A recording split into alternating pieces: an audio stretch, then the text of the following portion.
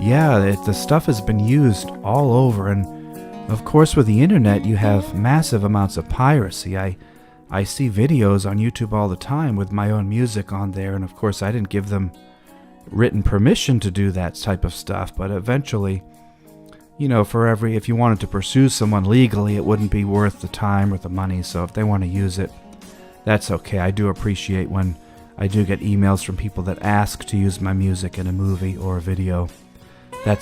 I don't think I've ever said no to that.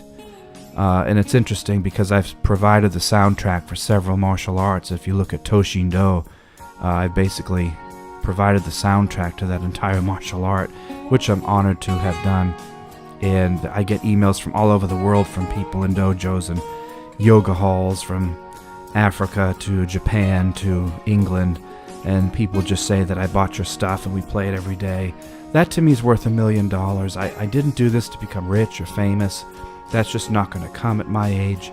I did it for myself, and if other people like what I do, of course it's so subjective. That's success to me.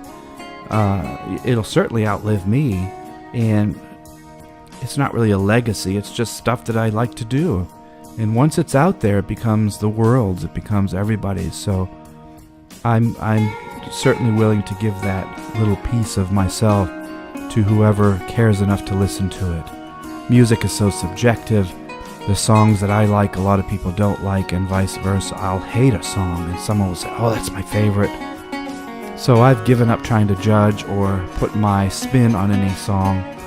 I'm the type of artist that just makes the song, creates it, puts it together, produces it, and then lets it go like a little baby flying away from the nest. I don't practice the songs anymore. I don't perform them live.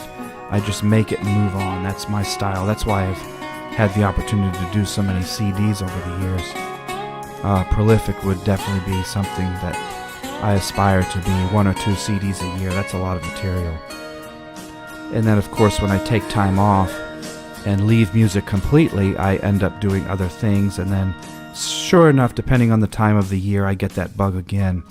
Often in the winter, I end up doing melancholy type of songs, and of course in the summertime, when the sun is out more and longer days, I tend to do much happier, positive songs, rock songs, and songs where I get out the electric guitar and play as if I was 18 again. It really depends on when the mood strikes.